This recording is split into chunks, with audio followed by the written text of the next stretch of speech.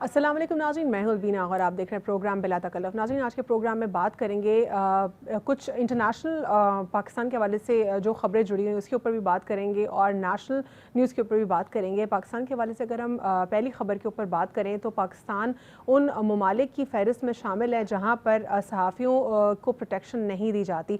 सहाफ़ियों के जो कत्ल है वो बहुत ज़्यादा आम है। इसकी बहुत सारी वजूहात हैं। इसमें पाकिस्तान में देखा जा रहा है कि पाकिस्तान में पॉलिटिकल इंस्टेबिलिटी जो है सबसे बड़ी इसकी वजह है। साथ ही साथ अदालती निज़ाम जो है इसमें अनफॉर्चुनेटली पाकिस्तान में सहाफ़ियों को तहफ़्फ़ुज़ फराहम करता नहीं दिखाई दे रहा। साथ ही साथ इसमें ऐसे भी कुछ फैक्ट्स जो है हमारी आज के प्रोग्राम में हम शामिल करेंगे जो कि इंटरनेशनल जो जर्नलिस्ट को प्रोटेक्शन की एक कम्यूनिटी है, एक वॉच डॉग है, उन्होंने पेश किया है। पाकिस्तान का नाम जो है 9वें नंबर पर आता है कि वो ऐसे ममालिक में शामिल है जहाँ पर सहाफ़ी जो है उनका कत्ल सबसे ज़्यादा होता है। 2020 और 2021 के हवाले से भी जो है इसमें ख़बरें शामिल हैं और ये देखा गया है कि जो जर्नलिस्ट हैं उनकी प्रोटेक्शन अनफॉर्चुनेटली बिल्कुल भी स्ट्रॉन्ग नहीं है। साथ ही साथ एक और इंटरनेशनल खबर जो कि पॉजिटिव है पाकिस्तान के हवाले से वो ये है कि पाकिस्तान जो है अब ओवरऑल हलाल फूड जो है उसकी सर्टिफिकेशन और उसके ओवरऑल जो बायलैटरल टाइज है उसमें पाकिस्तान की बेहतर परफॉर्मेंस देखी जा रही है। फाइनली पाकिस्तान जो है वो हलाल फूड में ट्रेड कर सकता है और इसमें क्या डेवलपमेंट है, आखिर हम क्यों इतना लेट हुए। पाकिस्तान उन ममालिक में शामिल है जहाँ पर मुसलमानों की सबसे बड़ी तादाद जो है शामिल है। आखिर क्यों हम लोगों ने क्वालिटी एश्योरेंस फूड स्टैंडर्ड्स के ऊपर अब तक काम नहीं किया।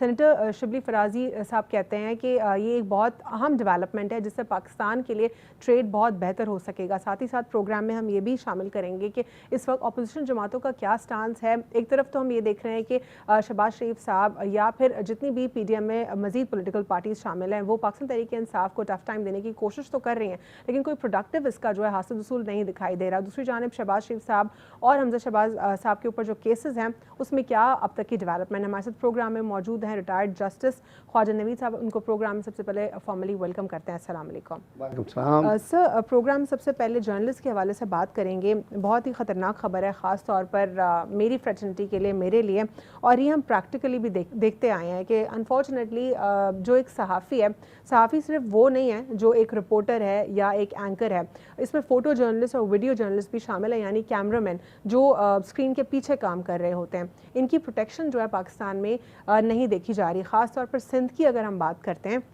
सिंध हुकूमत कहती है कि हम जो है फ्रीडम ऑफ स्पीच के ऊपर बिलीव करते हैं लेकिन अपेरेंटली सिंध हुकूमत बहुत बुरे तरीके से फेल हुई है। इसमें बहुत सारे जो है सहाफ़ी वो इसमें शामिल हैं। एक जो शहीद हुए मेमन साहब, उनका भी हमने देखा कि उनके हवाले से पीपल्स पार्टी ने कहा कि हम कमेटी फॉर्म करेंगे और हम इसके ऊपर कोई डेवलपमेंट के साथ आएंगे, लेकिन जिस तरह केसेस ख़त्म हो जाते हैं और बंद हो जाते हैं वही हमने देखा। यही सहाफ़ी जो हैं फवाद चौधरी साहब के पास भी इस्लामाबाद गए थे और ये भी हमने सुना कि उनकी जो चप्पल थी वो भी किस तरह फटी हुई थी। तो बहुत दुख देने वाली खबर थी कि किस तरह डिसोन कर दिया जाता है सहाफ़ियों को। इसके हवाले से कुछ बताइएगा।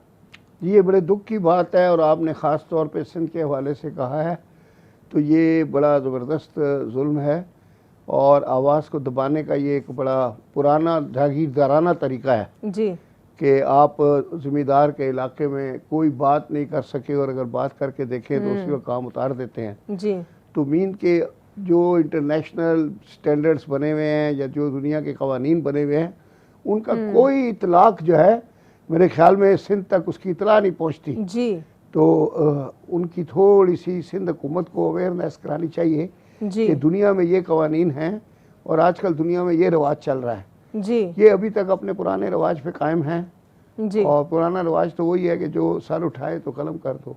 सर ये 20 मई 2020 को आज से 30-40 साल पहले फैज़ अहमद फैज़ साहब ने वो नज़म लिखी थी, बाद में वो किसी ने गाई भी थी।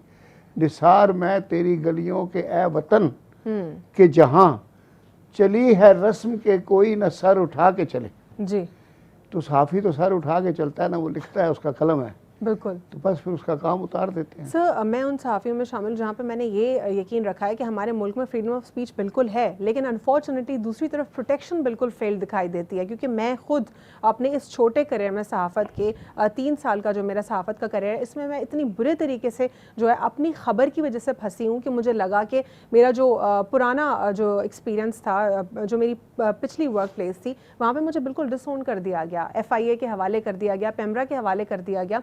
लेकिन फिर उसके बाद जो सच्चाई है वो नहीं छुप सकती। लेकिन अल्लाह का शुक्र है मैं उस अच्छा, ये वो आप अलग उसकी बात कर रही हैं हरासमेंट की? नहीं सर, जो सरकारी सतह पे पैमरा और FIA और उनके जरिए की जाती है अथॉरिटीज। बिल्कुल सही अथॉरिटीज मैं जो आपका पहले वाला आपने सिंध का और वो बताया तो मैं तो उसमें देखा अनफॉर्चुनेटली उसमें ये है कि अगले दिन लाश मिलती है। ये एग्जैक्टली सर, अगले दिन लाश से फर्क सिर्फ इतना है कि मैं अल्लाह का शुक्र है और इस्लामाबाद में तो वो गुम हो जाते हैं, फिर कहते हैं खुद ही आ गए। सर ये अर्बन जर्नलिस्ट का फिर भी एक फायदा है कि वो सिक्योर, फिर भी वो सिक्योर होते हैं। अगर आप रूरल जर्नलिस्ट हैं तो फिर आप तो बिल्कुल ही गायब हो गए, क्योंकि आपकी आवाज बिल्कुल।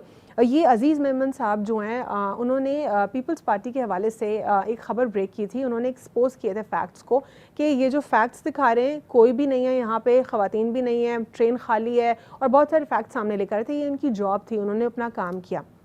उसके बाद उनकी लाश मिली और उसके बाद JIT फॉर्म हुई। JIT ने ये क्लियर किया कि अजीज़ मेमन साहब को जो है कत्ल किया गया है, वो शहीद हुए हैं। लेकिन उसके बाद क्या हुआ फर्दर, क्या उनकी, कौन से शहर के थे सर? ये इंटीरियर सिंध के थे। इंटीरियर सिंध जी, और इसमें इंटीरियर सिंध के ये सहाफ़ी, उसके हवाले से कोई ख़ास बात नहीं की पीपल्स पार्टी ने, और पीपल्स पार्टी बहुत ऑफेंडेड भी फील करती है जब उनसे आप ये सवाल करते हैं। इस तरह की सिर्फ एक लेटेस्ट एग्जाम्पल है। फिर उसके बाद एक Hindu journalist, reporter, young journalist, उसका भी कत्ल किया इन्होंने। उसकी भी लाश जो है नदी में फेंक दी। उस यंग सहाफ़ी की इतनी फैमिली फिर भी पुरसुकून थी कि वो, उन बेचारों ने क्या, उनकी फैमिली में लॉयर भी थे इंटीरियर सिंध में, वो क्या आगे से कोई भी आगे डेवलपमेंट नहीं हुई सामने। ये जुल्म हो रहा है हमारे मुल्क में, जहाँ पे मैं ये कहती हूँ कि हमारे पास हमारे पास लिबर्टी है, हम हर कुछ सब कुछ बोल सकते हैं, लेकिन अपनी जिम्मेदारी पे बोल सकते हैं।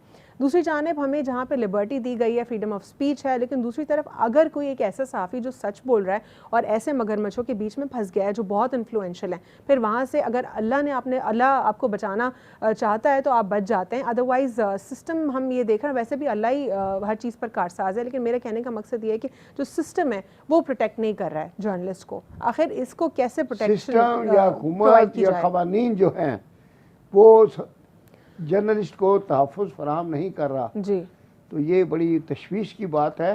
तो आपके इस फोरम से हम हुकूमत के जो भी साहिब इक़्तिदार लोग हैं उन तक ये बात पहुँचाते हैं और उनसे रिक्वेस्ट करते हैं कि खुदारा ये गरीब लोग होते हैं, कोई ये वो नहीं है कि कोई ये खबर छाप के कोई बंगला बना लेंगे। एग्जैक्टली। ये तो अपनी तनख्वाह के लिए बेचारे काम करते हैं, वो भी तनख्वाह कभी महीने के आखिर पे मिलती भी नहीं है, कभी 2 महीने, कभी 3 महीने, कभी 6 महीने पेंडिंग रहती है, और इस दौरान उनकी जान भी चली जाती है। अच्छा, फवाद चौधरी साहब के पास जब ये गए थे तो फवाद चौधरी साहब ने उनको वापसी की टिकट करा के वापस भेज दिया। अगर वो वहाँ पे, वैसे तो हम ये देख रहे होते हैं ना कि एक दूसरे के ऊपर कीचड़ उछाला जाता है, तमाम तरह पॉलिटिकल पार्टीज़ खबरों को कैश करती हैं, लेकिन यहाँ पे एक सहाफ़ी की जान का मामला था। अगर फवाद चौधरी साहब के पास कोई बहुत बड़ा सीनियर एंकर जाता तो क्या वो उसको वापसी की टिकट इस तरह भेज के वापस करते?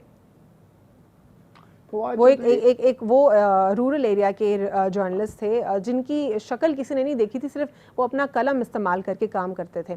तो यहाँ पर डिस्क्रिमिनेशन भी आ जाती है। जो ज़्यादा पावरफुल जर्नलिस्ट होता है उसको तो फिर भी प्रोटेक्शन मिल जाती है, लेकिन यहाँ मेरे जैसे मिड करियर हों या फिर जूनियर्स हों या फिर रूरल एरिया के जर्नलिस्ट हों, वो ज़्यादा इनसिक्योर हम उनको देख रहे हैं, उनकी प्रोटेक्शन जो है सिक्योर नहीं है। सही बात है। तो इसमें सर क्या इस सिस्टम कैसा होना चाहिए कि जर्नलिस्ट जो है प्रोटेक्ट हो? आपने लिया नाम, वैसे ये पढ़ा लिखा आदमी है, बेसिकली एडवोकेट हैं और दूसरों के मुकाबले में काफ़ी बेहतर इनका कंडक्ट भी है, गुफ्तगू का तरीका भी बहुत अच्छा है और लोगों को अकोमोडेट भी करते हैं। तो आपने जो इनके बारे में कहा है तो I like him, is a good man. लेकिन अब पता नहीं, आप बता रही है कि उन्होंने देखे टिकट तो दे दिया ना वापसी पर, बाद में तो बेचारे टिकट भी कोई नहीं देता। लेकिन सर वो बेचारे, उनकी तो जान तो चली गई ना। वो ये 2020 मई के बाद हमने देखा, भेजा और वो फारिग हो गया। बिल्कुल सर, उनको थ्रेट था, वो यही बताने। एग्जैक्टली सर, उनको थ्रेट था, जरा उनकी सुन लेते, बात कर लेते। बिल्कुल सर। अब यहाँ पे जो है और सिंध हुकूमत ने तो बिल्कुल ही डिसोन कर दिया, इनके बारे में तो बात ही नहीं हो रही है। बिलावल साहब ने कहा कि बात करेंगे। रिक्वेस्ट कर देते हैं कि फवाद चौधरी साहब, आइंदा आपके पास कोई आदमी इस तरह से आए, सीरियस लें उसको, जरा तो उसको टिकट दे के ना भेजे, ये तो फिर दुनिया से जाने का टिकट है। जी बिल्कुल, तो दुनिया से जाने का टिकट है। और फिर वापस उन्होंने सिंध भेज दिया था। बिल्कुल। हाँ, और उसको वहीं रख लिया करें सर, बिल्कुल आपके पास महफूज रहेगा। सर पाकिस्तान की एक पॉजिटिव खबर के ऊपर भी बात करेंगे, लेकिन छोटा सा वक्फा लेंगे, उसके बाद हम प्रोग्राम में शामिल करेंगे। पाकिस्तान जो है हलाल अथॉरिटी के लिए रूल्स मंजूर पाकिस्तान ने करा लिए हैं आफ्टर शॉर्ट ब्रेक।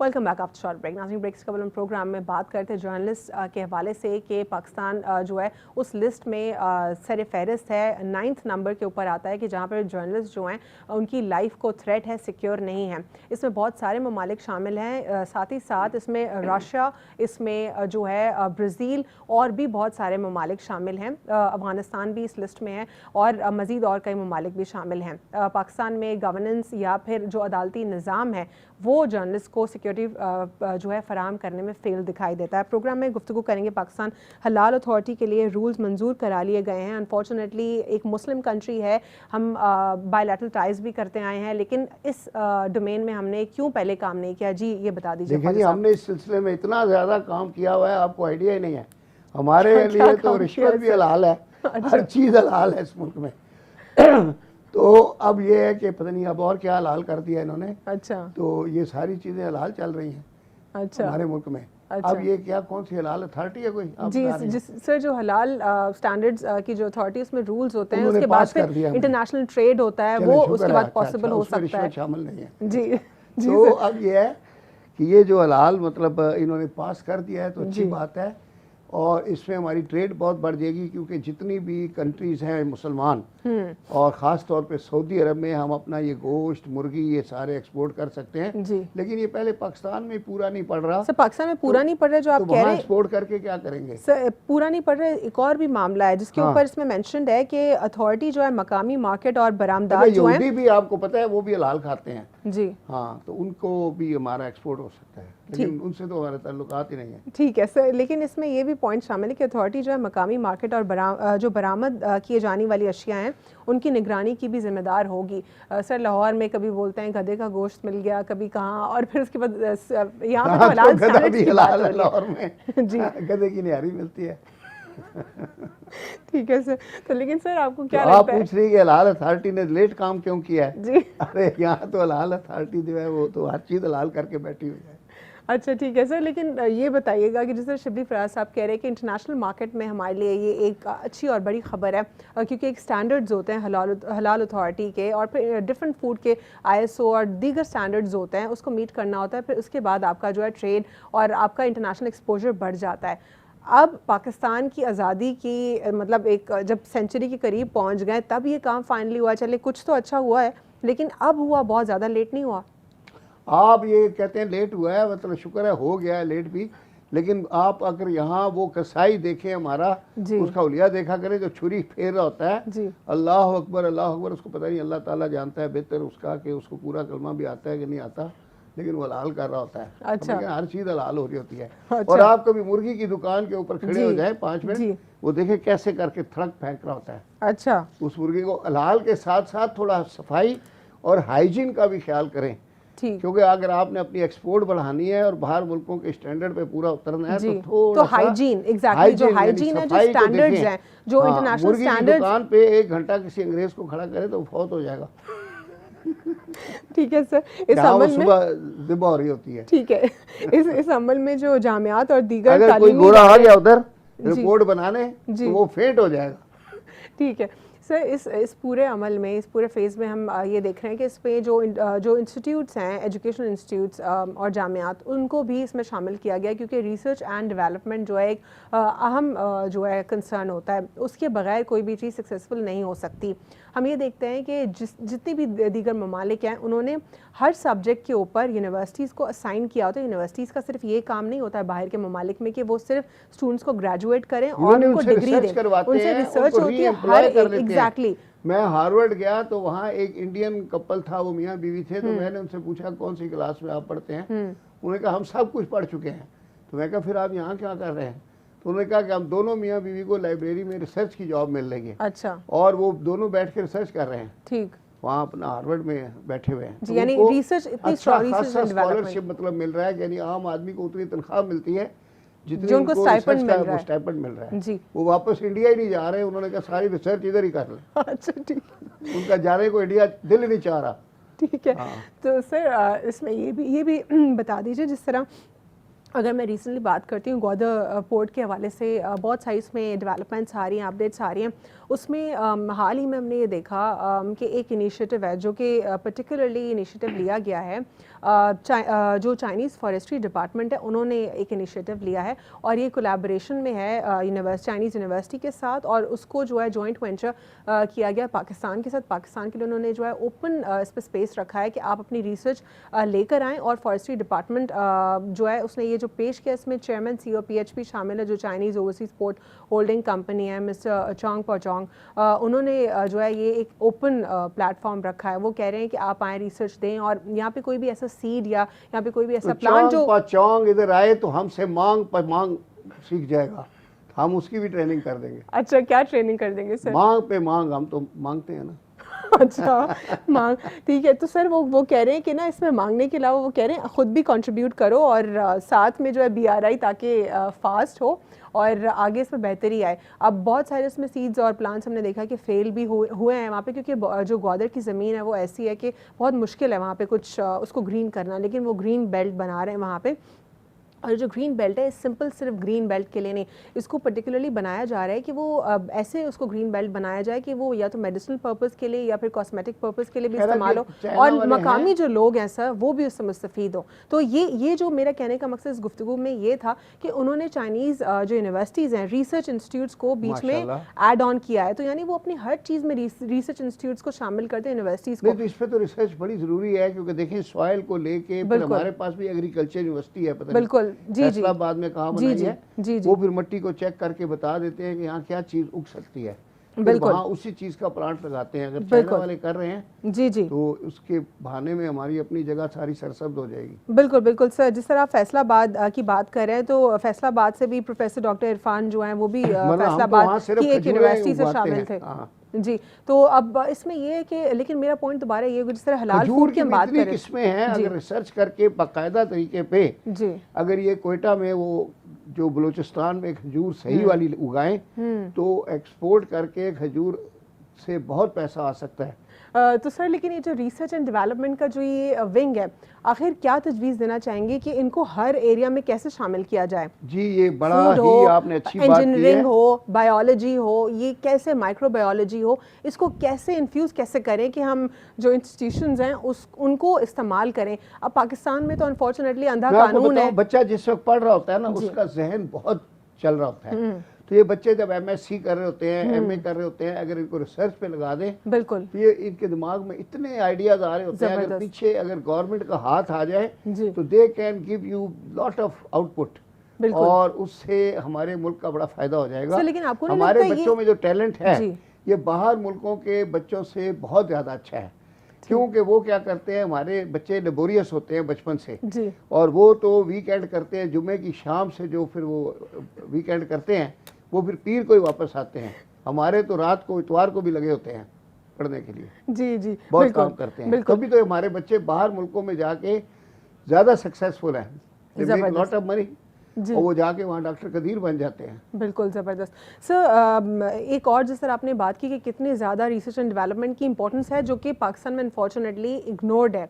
इसको हम जो है ज़रूर जो है इसको एग्जीक्यूट करें, इसको एग्जीक्यूशन की तरफ लेकर आएँ, लेकिन आखिर ये कौन करेगा? क्या सर, क्या HEC को रेगुलेट करने की इसको ज़रूरत है, या गवर्नमेंट इसके ऊपर सीरियस हो जाए? क्योंकि इंटरनेशनल तो गवर्नमेंट सीरियस है ना। एनकरेज करें जी। देखिए, रिसर्च ऐसे नहीं होती कि वो जाके जंगल में बैठ जाएंगे और रिसर्च करने लग जाएंगे जी। रिसर्च के लिए लेबॉर्ट्री चाहिए, फिर उसके लिए थोड़ा फैसिलिटीज चाहिए, जहाँ बच्चा। आप फैसिलिटीज की बात करें, HEC हर वक्त पैसों की बात करती है, सिर्फ पैसों से तो सिर्फ काम नहीं होगा ना, जो ब्रेन है वो भी तो यूटिलाइज होगा, वही हम यूटिलाइज नहीं करना चाह रहे। नहीं तो उस ब्रेन को कुछ खाने पीने के लिए भी चाहिए ना, तो थोड़े बहुत पैसे भी तो चाहिए। ठीक है ठीक है, मेरा ब्रेन तो काम नहीं करेगा, वो तो फिर ब्रेन मसाला बन जाएगा। ठीक है, एक छोटा सा वक्फा लेंगे और वक्फे के बाद प्रोग्राम में गुफ्तगू करेंगे जो पॉलिटिकल इंस्टेबिलिटी उसके हवाले से PDM जो है क्या अभी भी बौखलाहट का शिकार है।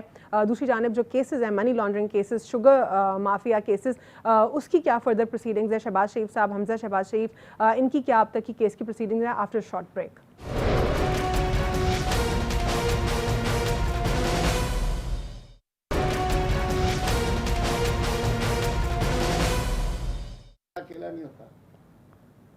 जी, welcome back after short break. नाज़रीन, ब्रेक से कबल हम प्रोग्राम में गुफ्तगू कर रहे थे कि किस तरीके से रिसर्च एंड डेवलपमेंट इंपॉर्टेंट होता है, लेकिन यूनिवर्सिटीज़ को और स्टूडेंट्स को कैसे यूटिलाइज़ किया जा सकता है पाकिस्तान के अपने मफाद में, जो कि अनफॉर्चुनेटली बिल्कुल पाकिस्तान में नहीं हो रहा। कुछ इंटरनेशनल यूनिवर्सिटी से कॉन्टैक्ट में रहने के बाद और जो फॉरेन स्टूडेंट्स हैं उनको देखने के बाद मुझे इस चीज़ का एहसास हुआ कि जो एजुकेशन इंस्टीट्यूशंस हैं उनकी सिर्फ ये जिम्मेदारी नहीं है कि वो स्टूडेंट्स को ग्रेजुएट करें, बल्कि वो उसी फोर्स को इस्तेमाल करते हैं, क्योंकि अनफॉर्चुनेटली जो तालीमी निज़ाम है वो हम पाकिस्तान में देख रहे हैं। वैसे ही उसके इतने सारे इशूज़ हैं, लेकिन दूसरी जानिब वो सिर्फ डिग्रीज दे रहा है, लेकिन स्टूडेंट्स को ना तो वैसे फैसिलिटेट करवा पा रहा है और ना ही जो रिसर्चेस होती हैं उसको एग्जीक्यूशन की तरफ लेकर जाता है। HEC जो है उसका यही गिला होता है बजट के हवाले से, और यूनिवर्सिटीज़ का भी यही होता है, लेकिन सिर्फ बजट जो है ये एक कंसर्न नहीं है। दूसरी जानिब किस तरीके से स्टूडेंट्स को यूटिलाइज़ करना है, रिसर्च विंग कैसा होना चाहिए, इसके ऊपर पाकिस्तान को बहुत ज़्यादा सख्त ज़रूरत है कि वो उसके ऊपर काम करे। प्रोग्राम में गुफ्तगू करेंगे शहबाज शरीफ साहब और हमजा शहबाज साहब के हवाले से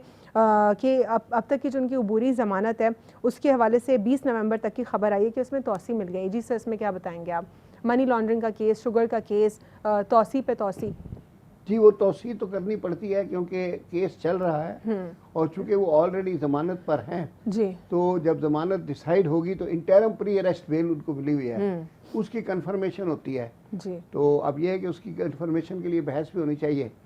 इसका मतलब है कि जो इंटरम बेल एक्सटेंड होती है तो नैब वाले जो है वो तैयार होकर नहीं आते, कोर्ट में बहस नहीं करते। अभी तो वो शहबाज शरीफ साहब कह रहे हैं कि मेरा वकील बीमार है। वकील भी तो बीमार हो जाता है। उनसे कहें कि सेहतमंद वकील करें, हाँ, कोई उसको कुछ टॉनिक शानिक पिलाएं। सर ये जो वकील है ये भी तो सर सारे खर्चा दें, वकील ठीक हो जाएगा। अच्छा, खर्चा नहीं दिया होगा। हाँ। सर लेकिन ये जो जितने भी हाई प्रोफाइल केसेस होते हैं उसमें क्यों वकील बीमार होते हैं? फीस नहीं मिलती होगी। अच्छा, लेकिन फीस तो ज़्यादा मिलती है सर हाई प्रोफाइल केसेस में। तो उसमें बीमार होने की फीस मिलती है। सही है, ठीक है, बीमार होने की फीस मिलती है। सर इसमें जो केसेस की हम प्रोसीडिंग्स देख रहे हैं, unfortunately with due respect of courts in Pakistan, जो सिस्टम है वो वैसा नहीं प्रॉमिसिंग नहीं दिख रहा जो हमें कानून की किताबों में प्रॉमिसिंग दिखता है। लेकिन जब हम एग्जीक्यूशन की तरफ आते हैं तो जुडिशरी का ये कहना होता है कि हम अपना काम बेहतर तरीके से करें, मजीद जो काम है वो एग्जीक्यूटिव बॉडी का है, so only executive body is questionable. लेकिन जो बहुत सारे तजियाकार का ये कहना है कि जो अदालती निज़ाम है उस पर अदालत भी जो है क्वेश्चनेबल है। इस पे क्या कहेंगे आप? देखिए, अदालती निज़ाम के बारे में तो बहुत बहस हो चुकी है और ये एक्चुअली इसके ऊपर जितना भी किया जाए जी वो कम है। इसके नो डाउट ये अंग्रेज़ का 1898 का बना हुआ क्रिमिनल प्रोसीजर कोड है और वो अभी तक चल रहा है। उस वक्त थोड़ी सी आबादी थी और वो अंग्रेज़ जो था वो कोई इतना शातिर भी नहीं था जो उनके जराइम करने वाले लोग थे। हमारे लोगों का बड़ा ब्रेन है, अंग्रेज़ों से बहुत ज़माना बहुत ज़्यादा हम लोग आगे हैं इसमें चालाकियों में, स्विच लगाने में। अच्छा, हाँ, तो 2 नंबर काम में हम बहुत आगे हैं। तो अंग्रेज़ ने जो कानून बनाया है वो उस 2 नंबर को पकड़ ही नहीं सकता। अंग्रेज़ के ज़माने में बहुत मजबूत है हमारी। अंग्रेज़ के ज़माने में यहाँ मोबाइल छीनने का नहीं था रिवाज, ये कारें उठा के ले जाने का नहीं था, बहुत कम था। तो उन्होंने इसमें बहुत थोड़ी थोड़ी सजाएं रखी हैं जी 3-3 साल। और जिस तरह से अभी फ्रीक्वेंटली स्ट्रीट क्राइम है जी, तो अब अगर अंग्रेज़ बनाए तो उसमें कम से कम 14 साल सजा रखें। ठीक है, क्यों जाके 6 महीने में फिर वापस आ जाते हैं, सजा काट के फिर एक्शन रिप्ले हो जाता है। ठीक। सर अदालत ने जो है इस प्रोसीडिंग्स में पर्टिकुलरली अदालत ने हिदायत दी कि FIA जो है तहकीकात का जो अबूरी चालान है वो जमा कराए। इस पर प्रोसीडिंग्स तो हो रही हैं और केसेस भी बहुत सारे लिस्टेड हैं, लेकिन उसके बावजूद प्रोसीडिंग्स की वजह क्या है? क्या सिर्फ वकील का बीमार होना या जो इसमें डिफेंडेंट है या एक्यूज्ड है उसका बीमार होना, क्या जस्टिफाइबल है? फेयर ट्रायल की बात अगर हम कर रहे हैं, इन्वेस्टिगेटिंग एजेंसी पहले 14 दिन फिर 19 दिन लेती है, फिर 19 दिन के बाद वो इंटरम चालान लेकर आती है जी, फिर इंटरम चालान 8-8 महीने इंटरम चलता रहता है जी। तो उनसे पूछना चाहिए कि भाई तुमको कितना टाइम चाहिए, और जितने दिन इंटरम चलता तो जाता वो तो फेयर ट्रायल से जस्टिफाई करते हैं ना, वो कहते हैं फेयर ट्रायल है ये। भाई फेयर ट्रायल तो है मगर ट्रायल की नौबत भी तो आए ना जी, इन्वेस्टिगेशन ही खत्म नहीं होती। आईओ नहीं चाहता कि फाइल एक दफा उसके हाथ से चली जाए, वो फाइल खोल के बैठा रहता है, उसी में अंडे बच्चे ढूंढता रहता है जी। उसे चाहिए कि इन्वेस्टिगेशन 14 दिन, 15 दिन, 19 दिन, 20 दिन में मुकम्मल करके जी अदालत के हवाले करे। ठीक सर, वफाकी तहकीकाती एजेंसी FIA ने नवंबर में 2020 में उनके खिलाफ पाकिस्तान पीनल कोड करप्शन की रोकथाम एक्ट और एंटी मनी लॉन्ड्रिंग एक्ट की दफात को जो है इस तहत में इस मुकदमे में दर्ज किया और ये दफात लगी। एक तरफ अगर हम देखते हैं कि पाकिस्तान पीनल कोड को जहाँ पे भी जिस भी केस में एग्जीक्यूट किया जाता है उसकी एग्जीक्यूशन तो पर्टिकुलरली कुछ और दिखाई देती है, लेकिन हाई प्रोफाइल केसेस में कुछ और दिखाई देती है। हम कहते हैं कि कानून सबके लिए सेम है, लेकिन फिर क्या इस सिनेरियो में आपको सेम दिखाई दे रहा है? नहीं, ठीक है, मतलब उनको इन्वेस्टिगेशन का पूरा मौका मिल रहा है ताकि ये ना कहा जाए कि जी हमारी मेलाफाइड है इन्वेस्टिगेशन और कोई हमें मौका नहीं दिया गया सफाई का। अब ये कि ये अपनी सफाई पेश भी तो करे ना। वो FIA वाले कहते हैं कि ये लोग बयान ही नहीं देते, तो उनकी एक अपनी प्रॉब्लम है। अब इनके साथ FIA को सलूक और तरह करना पड़ता है।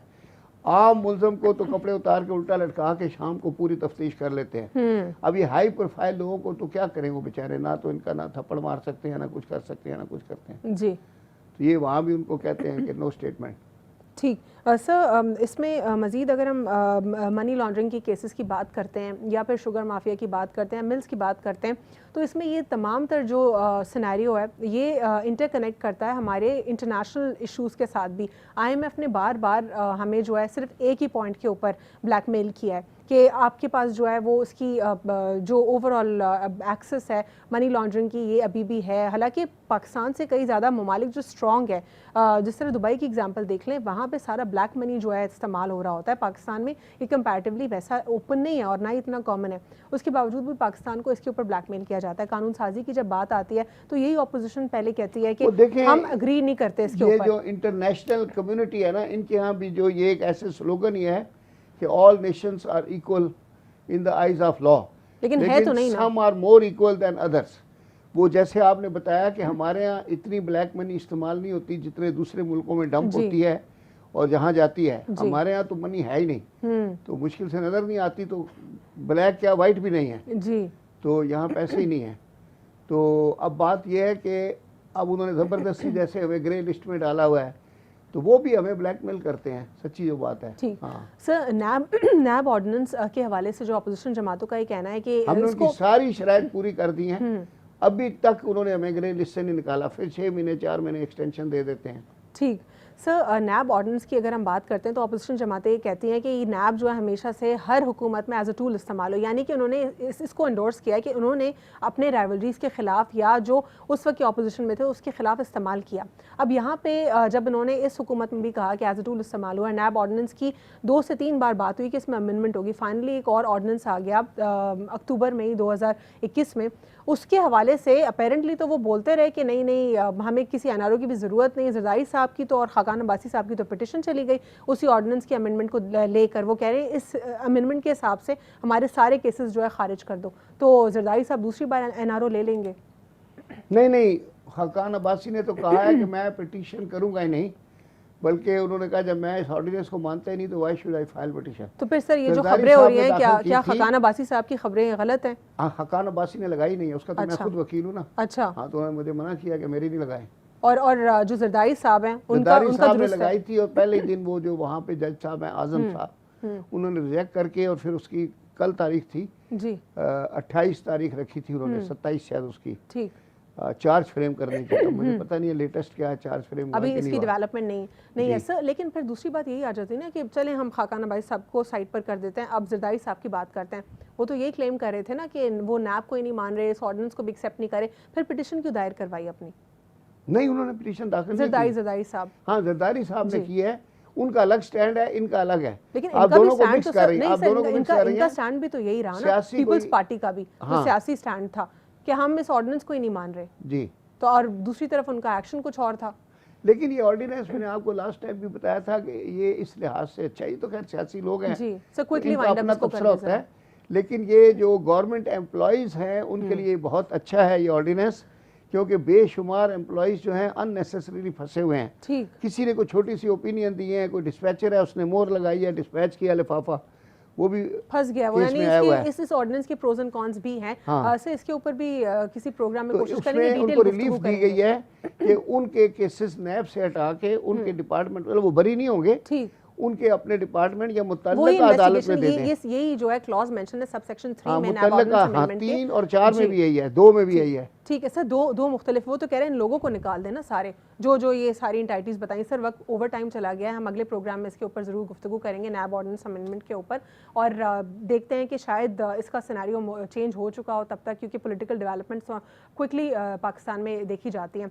आज के व्यू है कि ये अच्छा है, लेकिन अच्छा। हमारे अपने क्लाइंट जो सियासी हैं वो नहीं मानते, ठीक है, लेकिन उनको भी हमने ही कन्विंस करना है, इंशाल्लाह कर ठीक लेंगे। है सर। आज के प्रोग्राम में इतना ही, बहुत बहुत शुक्रिया प्रोग्राम में शिरकत करने के लिए, और प्रोग्राम को इसी नोट के ऊपर कंक्लूड करेंगे कि जितने भी इंस्टीट्यूशंस हैं उनको इस्तेमाल होना चाहिए रिसर्च एंड डेवलपमेंट में, और जो स्टेट है उसको रिस्पॉन्सिबिलिटी उठाने की सख्त ज़रूरत है कि वो अपने जो स्टूडेंट्स हैं उनको इस्तेमाल करे प्रोडक्टिव काम में। आज के लिए इतना ही, अल्लाह हाफ़िज़, गॉड ब्लेस यू ऑल।